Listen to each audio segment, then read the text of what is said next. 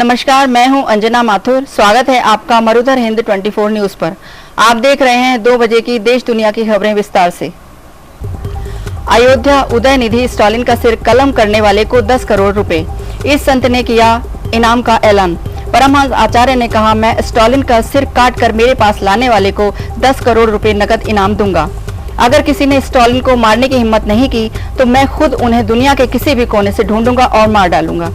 तमिलनाडु के युवा कल्याण मंत्री उदयनिधि स्टालिन ने शनिवार को यह टिप्पणी कर विवाद पैदा कर दिया कि सनातन धर्म समानता एवं सामाजिक न्याय के विरुद्ध है और इसका उन्मूलन करने की जरूरत है। कांग्रेस अध्यक्ष मल्लिकार्जुन खड़गे 6 सितंबर को भीलवाड़ा में किसान सम्मेलन को करेंगे संबोधित। अखिल भारतीय कांग्रेस कमेटी के अध्यक्ष मल्लिकार्जुन खड़गे 6 सितंबर बुधवार को भीलवाड़ा जिले के गुलाबपुरा में किसान सम्मेलन को संबोधित करेंगे और दुग्ध उत्पादक संघ की विभिन्न योजनाओं का शिलान्यास लोकार्पण करेंगे।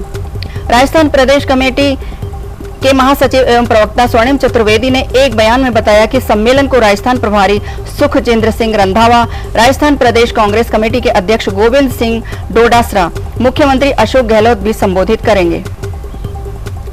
भीषण गर्मी की चपेट में दिल्ली, पारा 40 डिग्री सेल्सियस के पार। राष्ट्रीय राजधानी एक बार फिर भीषण गर्मी की चपेट में है और सोमवार को अधिकतम तापमान 40.1 डिग्री सेल्सियस दर्ज किया गया, जो सामान्य स्तर से 6 डिग्री अधिक है।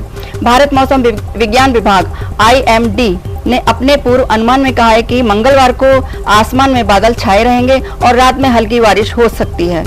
अधिकतम और न्यूनतम तापमान के क्रमशः 37 डिग्री सेल्सियस और 27 डिग्री सेल्सियस के आसपास रहने की संभावना है। सोमवार को न्यूनतम तापमान 26.3 डिग्री सेल्सियस रहा, जो इस मौसम के औसत तापमान से 1 डिग्री ज्यादा है। हिमाचल की आपदा की राष्ट्रीय आपदा घोषित करें। केंद्र जरूरत पड़ी तो प्रधानमंत्री से मुलाकात करूंगा, सुक्खू। हिमाचल प्रदेश के मुख्यमंत्री सुखविंदर सिंह सुक्खू ने सोमवार को कहा कि केंद्र को राज्य में भारी बारिश के कारण आई आपदा को राष्ट्रीय आपदा घोषित करना चाहिए और यदि जरूरत पड़ी तो वह इस मामले में बात करने के लिए प्रधानमंत्री नरेंद्र मोदी और गृह मंत्री अमित शाह से मुलाकात करेंगे। सुक्खू ने विभिन्न विकासात्मक योजनाओं एवं कल्याण कार्यक्रमों के कार्यान्वयन की समीक्षा के लिए हुई एक बैठक के बाद यहां संवाददाताओं से कहा कि राज्य सरकार आपदा पीड़ितों की मदद के लिए हर संभव प्रयास कर रही है। मणिपुर में अभी भी हालात नाजुक। मेइती समुदाय ने PM मोदी को पत्र लिख खास अपील। मणिपुर में सामान्य स्थिति और सद्भाव बहाल करने के लिए तत्काल हस्तक्षेप की आवश्यक याचिका। शीर्षक वाले पत्र में मेइती प्रवासी भारतीयों और भारतीय मूल के मेइती लोगों ने मोदी से मणिपुर का दौरा कर इस बेतुकी हिंसा एवं जारी उथल-पुथल से प्रभावित लोगों से मिलने का आग्रह किया। उन्होंने कहा है कि भारत G20 शिखर सम्मेलन की मेजबानी करने की तैयारी कर रहा है। ऐसे में मणिपुर में जारी हिंसा का इन उपलब्धियों पर प्रतिकूल असर पड़ने का खतरा है। इस खुले पत्र पर 48 घंटे के भीतर 1300 से अधिक लोगों ने हस्ताक्षर किए, जिसे प्रधानमंत्री कार्यालय को सोमवार को सौंपा गया। G20 शिखर सम्मेलन में ऑनलाइन डिलीवरी पर भी रोक। दिल्ली पुलिस ने बताया, सिर्फ दवा कर सकते हैं ऑर्डर। दिल्ली पुलिस ने सोमवार को कहा है कि G20 शिखर सम्मेलन के दौरान नई दिल्ली जिले में दवाओं को छोड़कर सभी ऑनलाइन डिलीवरी सेवाओं पर रोक रहेगी। विशेष पुलिस आयुक्त यातायात SS यादव ने बताया कि G20 को लेकर 25 अगस्त को पुलिस द्वारा जारी यातायात परामर्श में कोई बदलाव नहीं किया गया है।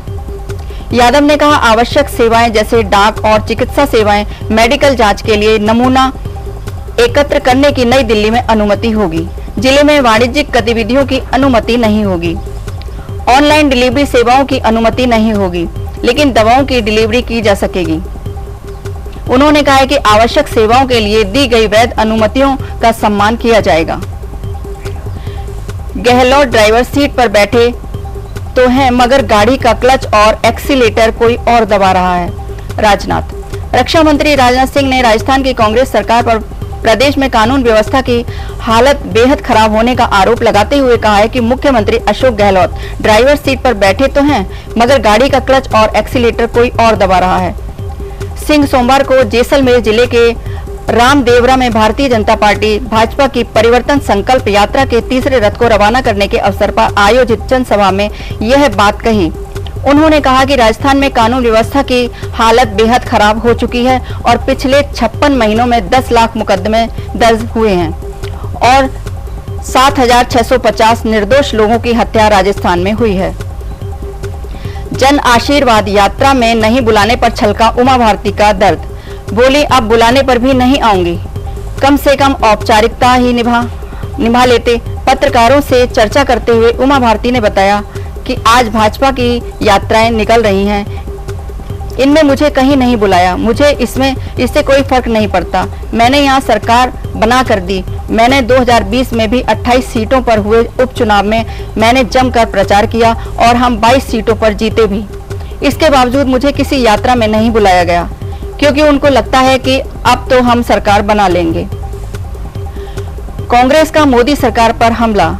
कहा, विपक्षी गठबंधन इंडिया से घबराई सरकार, हम समय पूर्व चुनाव के लिए भी तैयार। कांग्रेस ने सोमवार को दावा किया कि सरकार विपक्षी गठबंधन Indian national development inclusive alliance India के गठन एवं इसकी बैठकों से पूरी तरह घबरा गई है और इसलिए वह एक राष्ट्र एक चुनाव तथा समय पूर्व चुनावों के बारे में सोच रही है। पार्टी के गठबंधन महासचिव के.सी. वेणुगोपालन ने यह भी बताया कि कांग्रेस समय पूर्व लोकसभा चुनाव समेत किसी भी राजनीतिक परिस्थिति का सामना करने के लिए तैयार है। मराठा आरक्षण बसों के 46 डिपो बंद और निगम को हुआ 13.25 करोड़ का नुकसान।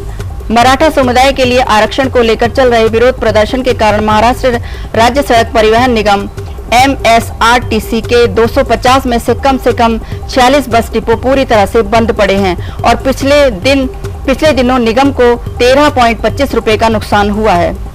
एक अधिकारी ने सोमवार को यह जानकारी दी। MSRTC के एक प्रवक्ता ने मीडिया को बताया कि विरोध प्रदर्शन के कारण अहमदनगर, औरंगाबाद, परभणी, हिंगोली, जालना, नांदेड़ और धाराशिव जिलों में बस परिचालन बुरी तरह प्रभावित है। उन्होंने बताया कि पिछले 3 दिनों में विरोध प्रदर्शन के दौरान 20 बसें जला दी गई हैं और 19 क्षतिग्रस्त हो गई हैं। आप देश दुनिया की ताज़ा खबरें देखने के लिए हमारी वेबसाइट www.marudharhind.com को भी लॉगिन कर सकते हैं। आप हमें फेसबुक, इंस्टाग्राम पर भी फॉलो कर सकते हैं। धन्यवाद।